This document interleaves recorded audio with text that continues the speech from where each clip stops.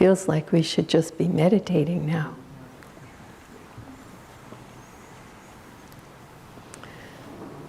Swami Kriyananda, Ananda's founder and Yogananda's disciple, direct disciple, that Haley just read from his autobiography, The Path.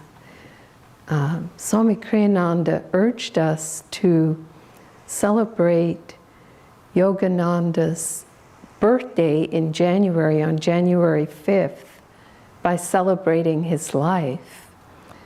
And that for his Mahasamadhi, to celebrate the universality of his teaching. And so I was reflecting on that in a couple of ways.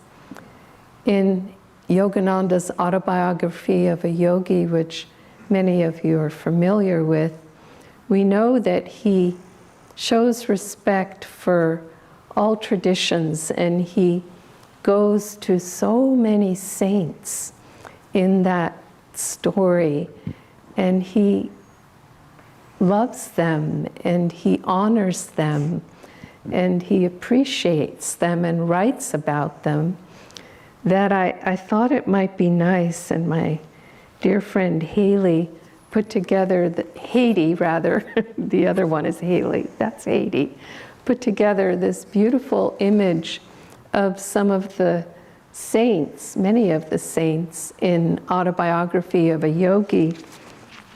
And just for fun, I'm going to, maybe you can hold this for me.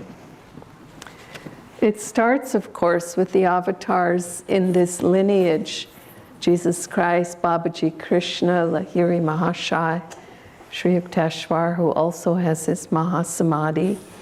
And then he has Ananda Moy Ma, Swami Pranabhananda, Master Mahashai, Baduri Mahashai, Teresa Neumann, the stigmatist, St. Francis, who he didn't visit in the body, but he went to Assisi to tune into him because he called St. Francis his patron saint. Trilanga Swami, Kashimoni, Lahiri's wife, who was a saintly soul who experienced samadhi with Lahiri's blessing. Rabindranath Tagore, Swami Keshavananda, Mahatma Gandhi, Ramakrishna. Again, he didn't visit him in the body, but he speaks really highly of Ramakrishna in the autobiography. Giri Bala, who was another woman saint who didn't eat, similar to Teresa Neumann, eat or drink. Let's see, Ram Gopal Muzumdar, Luther Burbank, who he called an American saint and dedicated his autobiography to, and then his own saintly mother, Gyana Prabha Ghosh. And that, let's put this down in front of Master's bust right there on the ground. I enjoy looking at it. It's interesting about his mother because, as you know, if you read his autobiography, Yogananda expressed a lot of his devotion to the Divine Mother. He had a very dear connection, attunement with Divine Mother. And he lost his own mother when he was very young, a little boy, and that just broke his heart. And so later, when he was communing with Divine Mother, later on in his adult life, at some point she said to him, "Don't you see that I have come to you through mothers in many incarnations, and in this incarnation to your beloved mother through her dark eyes?" And Swami Kriyananda wrote a beautiful song to that or composed a song with some with Yogananda's words and some with his own, called Dark Eyes, which we're going to get to listen to in just a little while.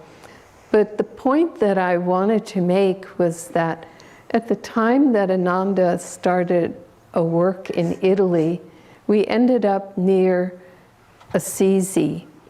And a lot of people from Ananda would go there to the shrines. And of course, it's in Italy, which is a very Catholic nation. And so the Divine Mother is worshipped there as the Madonna. And everywhere you'd go, you'd see Madonnas. So people would come home with little Madonna statues from visiting Ananda near Assisi. And there would be, Divine Mother kirtans with Madonna statues. And one day Swami Kriyananda said, what did Yogananda do? Let's tune into how he related to Divine Mother. And the way he related to Divine Mother as a young boy was through Kali, which is a very difficult image for Americans to relate to. But he said, then Yogananda awoke one day to the understanding that his mother had been representing Divine Mother. And so Kriyananda said, why don't we try to tune in to Divine Mother through Yogananda's mother? And hence, his mother was honored and is honored at Ananda as a very saintly soul and representative of the Divine Mother. Well, I was looking at the topic that would have been the reading for today for us to discuss, and the title is Dogmatism versus Common Sense. And I thought, okay, how can I tie these things together? And then it occurred to me that when Swami Kriyananda said celebrate the universality of Yogananda's teachings, it wasn't only showing respect for all traditions, which is huge in itself, but it was also that the teaching itself is universal, what Yogananda brought. And the reason it's universal is because it addresses every soul around the world, because it addresses how we're made. Yoga addresses not only the body, but the spirit and how we're manifested, and beginning at the medulla and through the spine and the spinal centers, the chakras, the brain, the spiritual eye. All of these things are universal symbols. And though I don't myself tune in to revelations in the Bible that much, it is talked about. All these same things are talked about in the Christian traditions and many other traditions because they're universal to each and every one of us. And so dogmatism is the other end of the spectrum. It limits, it constricts, it tries to hold still the spirit, which is vast and omnipresent. And I was thinking that even in this universal teaching that Yogananda brought, our human nature is such that unless our consciousness is in nirvikalpa samadhi, in the highest states of samadhi while in these bodies, we, to some extent, are still in ego. All of us are in ego, or we would not be here. And to that extent, we like to define things, and we like to limit things and create structure and things we can relate to, steps we can walk up the stairway on so that we can relate to it and understand it. And so we dogmatize, and even within this universal teaching, dogmatism can creep in because our human ego consciousness does that to it. And it made me think of a time when I remember walking with Swami Kriyananda in the Crystal Hermitage where he lived. And there's a part there that's called the gallery, and it's a wide hallway that has a lot of window, a lot of light coming into it. And he was walking in front of me, and he stubbed his toe on a planter. You know, this big, beautiful ficus or something was there in this big planter. Stubbed his toe on the planter, and he said, "I've never understood why people bring plants indoors." He said, "They live naturally outside. Why are they bringing them inside?" You know? And then he kept walking. And I could have turned that into a dogma. You know, Swami Kriyananda does not like plants indoors. Therefore, I must not like plants indoors, or at least not have plants indoors. And that's how things turn into a dogma. That's like saying that Paramhansa Yogananda enjoyed ginger ale, therefore I must drink ginger ale. And if I don't like ginger ale, I'm not going to be in tune, etc., etc., etc. So we're just picking it up from the wrong string. Well, on another occasion, I was again walking with Swami Kriyananda down towards his apartment, and we were walking through the living room of the Crystal Hermitage, and it was all set up for a kirtan. And as we walked past, he said, "I guess they're set up for a kirtan here tonight." He said, "I hope they spend at least half the time chanting, because that's the only reason we chant, is to open our hearts so that we can go deeper in meditation." Half the time meditating. I'm sorry, what? You mean half the time meditating. Half the time meditating. Did I say chanting? You did. Yeah. You got to take that mask off. I can't hear a word you're saying. I thought there was a recording going on or something. Half the time meditating. And so that little piece of information of what he said, I heard as guidance for us of how we approach kirtan and how we approach chanting. It doesn't mean that there can't be exceptions to it, but it's just good to tune into it and be able to discern what becomes a dogma if we become too rigid around it, and if it's even relevant to the teachings and the path, which we can get way off as human beings, or what we take in as this is something I should tune into, and even then try not to make it too completely rigid. There used to be a joke at Ananda village about the Swami card. Swami said this, Swami said that, you know, and we joked that, you know, somebody brought out the Swami card, and he would hear about some of these things sometimes, and he would say, "I don't remember really ever even saying that or even thinking that."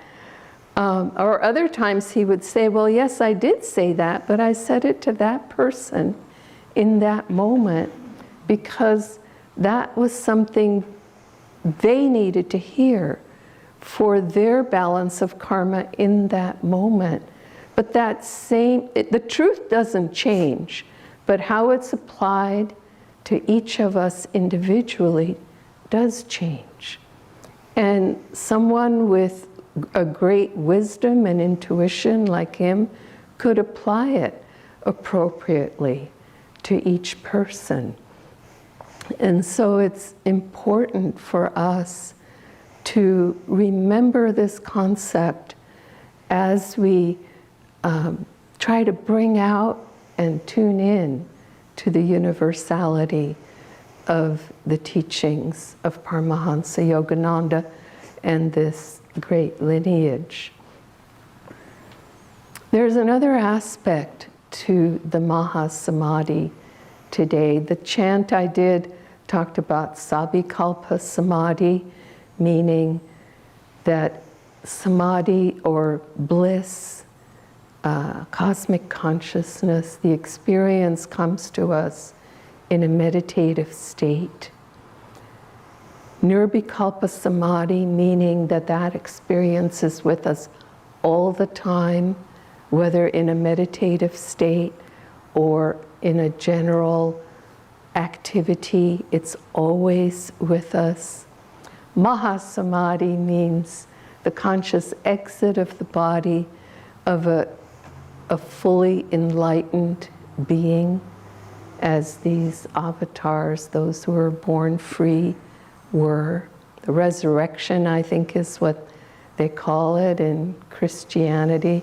I'm not here to split hairs about the meanings of those two things, but the concept is the same.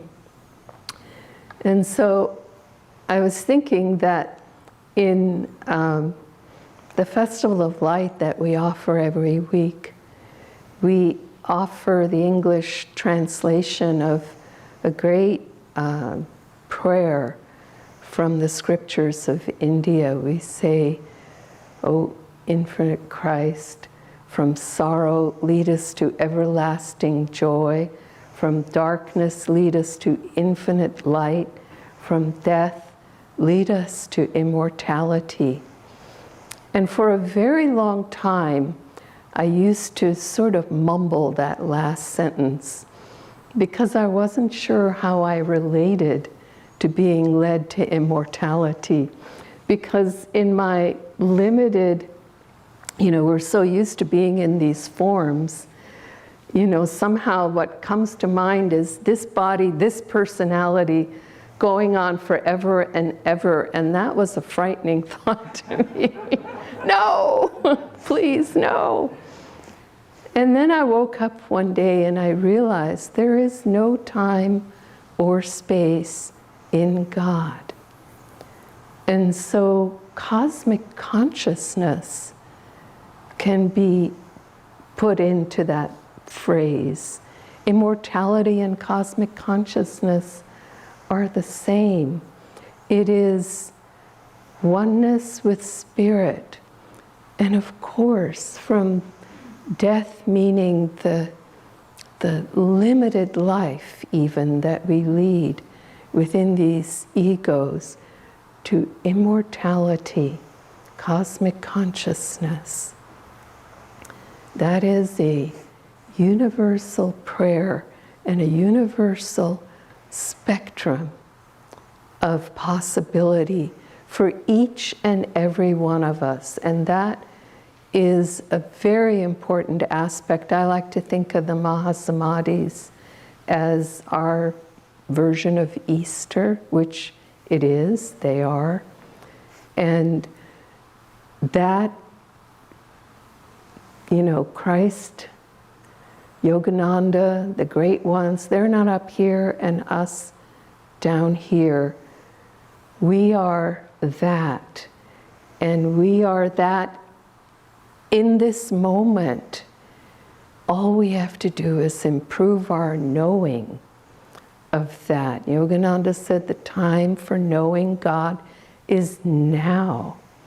And so that experience will come to each and every one of us. It can come today if we attune ourselves to it fully and completely. It's ours. Joy to you.